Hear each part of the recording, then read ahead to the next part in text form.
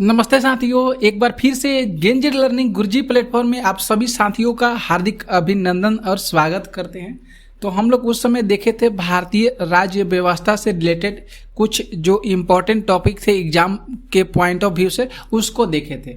तो फिर उसके बाद हम नए टॉपिक लेकर हाजिर हुए हैं। आप लोग स्क्रीन पर देख सकते हैं भारत का जो प्राचीन इतिहास है, इससे रिलेटेड आज की क्लास में हम लोग प्रश्नों को देखेंगे कि जो एग्जाम में प्रश्न बने हैं या चाहे कोई भी एग्जाम हो, उससे रिलेटेड आज की टॉपिक के तरफ हम लोग बात करेंगे। क्लास नोट्स हैं, जो एग्जाम में प्रश्न पूछे गए हैं उसके क्लास नोट्स बने हैं। तो आप लोग क्लास नोट्स को जरूर देखिएगा, क्योंकि यहाँ से प्रश्न अक्सर एग्जाम में जरूर से जरूर आएंगे। ठीक है, अब लाइक कीजिएगा, आप लोग वीडियो को शेयर भी जरूर कर दीजिएगा। बहुत सारे टॉपिक लेकर इस पर हाजिर हुए हैं।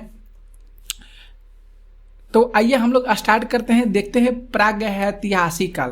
प्रागैतिहासिक काल, इससे रिलेटेड कैसे कैसे प्रश्न बनेंगे, कैसे कैसे प्रश्न एग्जाम में आएंगे, आप लोग को बताएंगे इस वीडियो में। तो आप लोग इस वीडियो को पूरा देखिएगा और अपने दोस्त मित्रों के पास भी शेयर जरूर कर दीजिएगा। ठीक है, तो पहला जो हम लोग का टॉपिक हो जाएगा पूरा पाषाण काल। पूरा पाषाण काल होता क्या है? तो जिस काल का कोई भी लिखित साक्ष्य नहीं प्राप्त होता है। इसे मैं थोड़ा सा बड़ा कर लेते हैं, यहाँ पे समझ में आप लोग को अच्छे तरीका से आ जाएगा। ठीक है, यहाँ पे ध्यान से देखिएगा। कह रहा है कि जिस काल का कोई भी लिखित साक्ष्य नहीं प्राप्त होता है उसे प्रागैतिहासिक काल कहते हैं। समझ में आ गया? इसमें कह रहा है कि जो प्रागैतिहासिक काल है, मनुष्य अपना संस्कृति जीवन कब से प्रारंभ करता है? तो लगभग 30 लाख ईसा पूर्व, लगभग 30 लाख ईसा पूर्व से जो मनुष्य है अपना संस्कृति जीवन में प्रारंभ करता है। किस काल से करता है? तो प्रागैतिहासिक काल से करता है। याद रखिएगा, जो प्रागैतिहासिक काल है इसको 3 भागों में बांटा गया है। कितने भागों में बांटा गया है? 3 भागों में बांटा गया है। ध्यान से देखिएगा, यहाँ पे जो निम्न पूरा पाषाण युग, मध्य पूरा पाषाण युग और उच्च पूरा पाषाण युग, अगर नहीं जानते होंगे आप लोग तो आज से जान जाइए कैसे प्रश्न बनेंगे, किस तरह के प्रश्न हमारे एग्जाम में पूछे जाते हैं।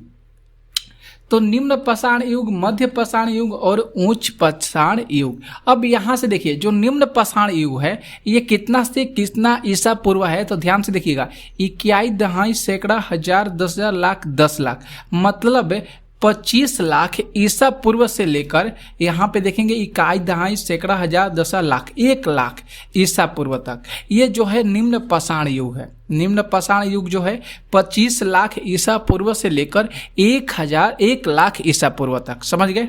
मध्य पाषाण युग की बात करेंगे तो मध्य पाषाण युग जो है 1 लाख ईसा पूर्व से लेकर 40,000 ईसा पूर्व तक, 40,000 ईसा पूर्व तक, और 40,000 ईसा पूर्व से लेकर 1 लाख, यहाँ पे 10,000, माफ कीजिएगा 10,000 ईसा पूर्व तक। तो इसमें उच्च पूरा पाषाण काल हो जाएगा। तो ध्यान में रखिएगा, याद रखिएगा आप लोग ध्यान में कि जो प्रागैतिहासिक काल है जिसमें किसी भी प्रकार का साक्ष्य नहीं मिलता है उसे प्रागैतिहासिक काल कहते हैं। इसे 3 भागों में विभाजित किया गया है, निम्न पूरा पाषाण युग, मध्य पूरा पाषाण युग और उच्च पूरा पाषाण युग। समझ में आ गया? आगे बढ़ेंगे, पॉइंट ऑफ व्यू से ही सारे प्रश्न हैं। यहाँ पे जो अगला है कि भारत में सर्वप्रथम किस वर्ष से प्रस्तर युग, यहाँ पे देखिए कुछ कोटेशन दिया गया है, प्रस्तर युग के संदर्भ में अनुसंधान प्रारंभ हुआ था। तो 1863 ईस्वी में, 1863 ईस्वी में प्रस्तर युग के संदर्भ में भारत में सर्वप्रथम अनुसंधान को प्रारंभ किया गया था। क्लियर?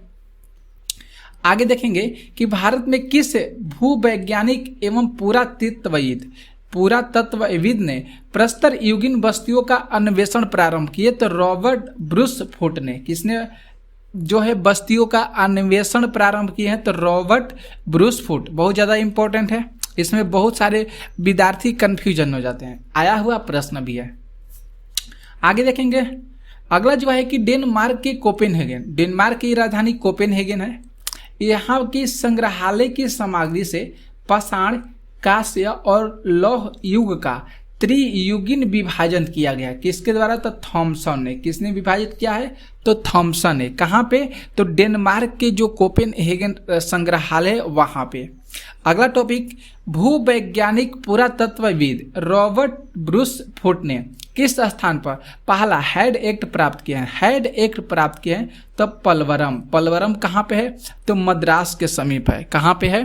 पलवरम, तो मद्रास के समीप है। ठीक है, आगे अत्रिम पक्कम नामक स्थान से पूर्व पाषाण काल के उपकरणों की खोज किसने की थी? तो विलियम किंग्स ने किए थे। विलियम किंग ने जो अंतरिम पक्कम नामक स्थान है वहाँ से पूर्व पाषाण काल के उपकरणों की खोज की है। तो देखिए ये जो पॉइंट आप लोगों को बताए हैं यहाँ पे, ये बहुत ज़्यादा इम्पोर्टेंट था पूरा पाषाण काल से। यूपीएससी के जितने भी अभ्यर्थी तैयारी करते हैं उनके लिए बहुत ज़्यादा इम्पोर्टेंट है।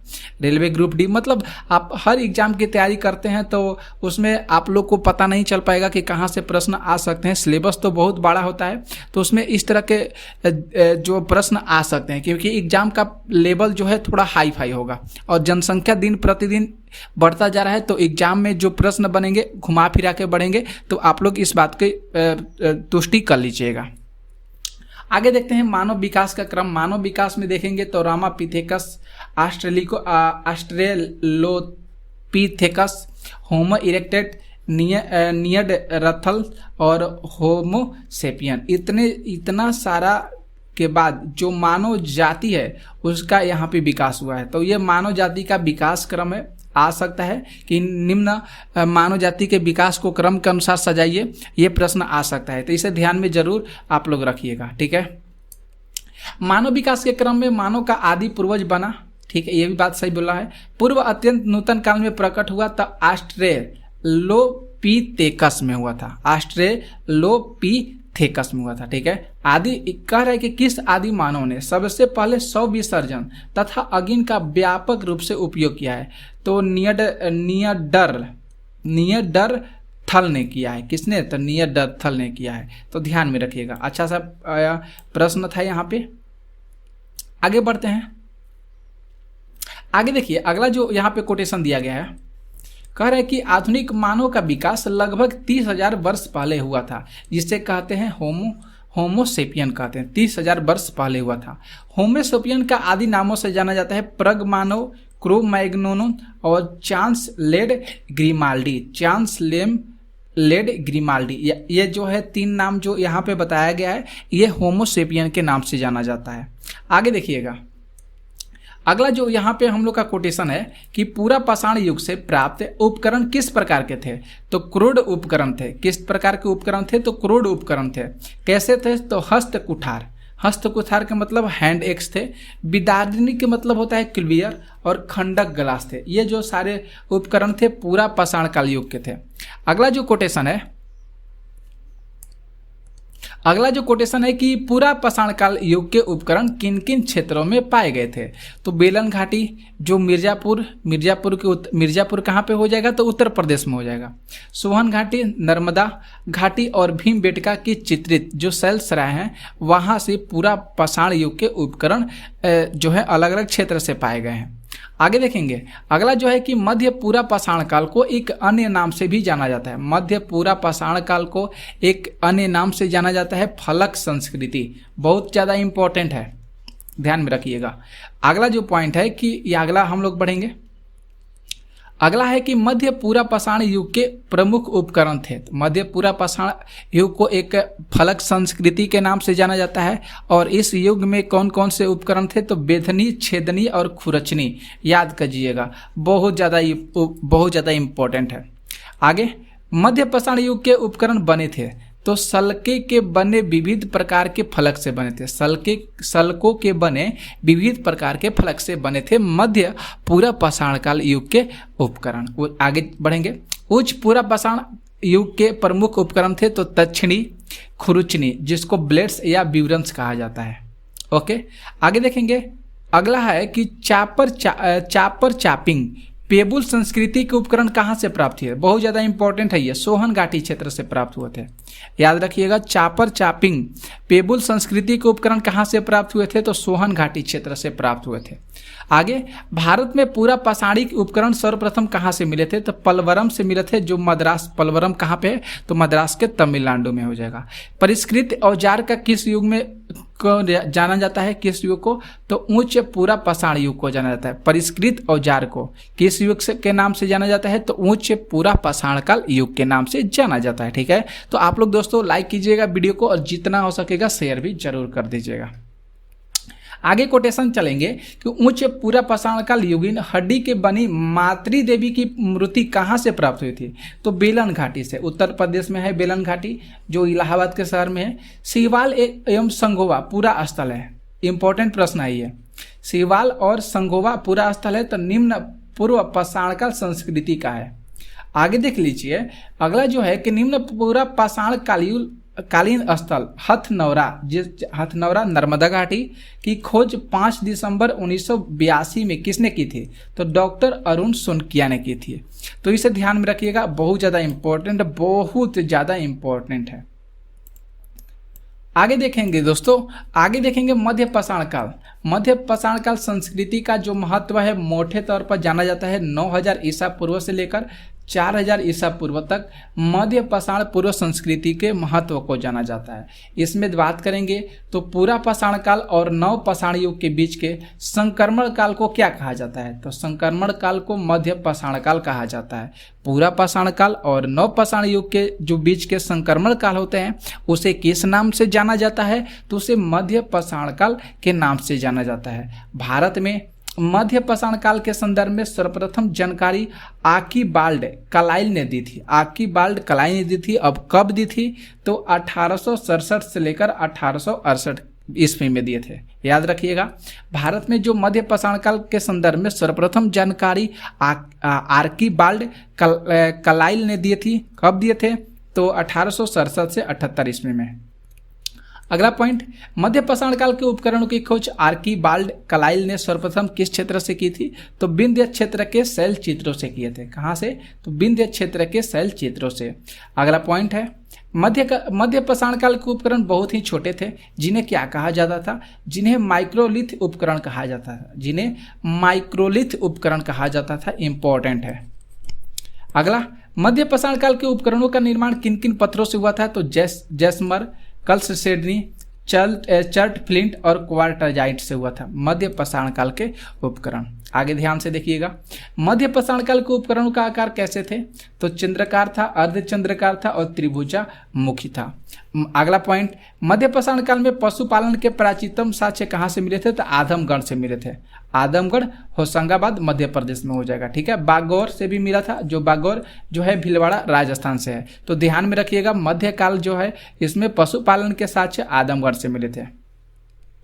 अगला जो पॉइंट हो जाएगा कि मध्य पाषाण काल में मानव के अस्थि पंजर का सबसे पहला अवशेष सराय नाहर से मिला था, जो महदाया उत्तर प्रदेश में हो जाएगा।